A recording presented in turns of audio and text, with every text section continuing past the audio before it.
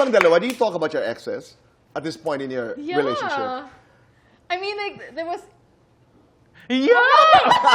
I'm not sure kasi I'm allowed to, pero to share, hindi ko siya i-bring up, Tito Boy, unless ang nanggaling ng question or parang gustong magtanong is si Jules. Hindi, saka may tamang oras. Yeah. Mararamdaman mo yun. Yes, eh. yes. No? Pero hindi siya yung parang out of nowhere na parang nag-reminisce. Ganun na lang. Kasi syempre, for me, baka Tama. hindi ka super in love sa Tama. partner mo. Okay, collab. Elmo was here on the show.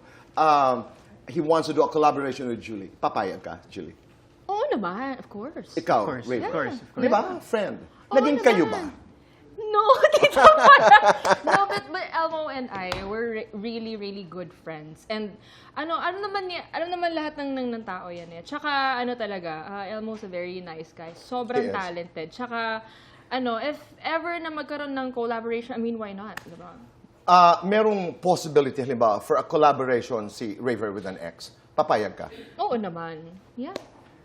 Wala pong kaso. Sinabi niya papayag siya dito, boy, pero kasi... Oh, wag ko nga. Hindi, bago trabaho. Bago trabaho, isipin ko muna kung nasa lagay ako ng girlfriend ko. Tama. So, kahit di na lang siguro. No, sensitibo. Oo, sensitibo.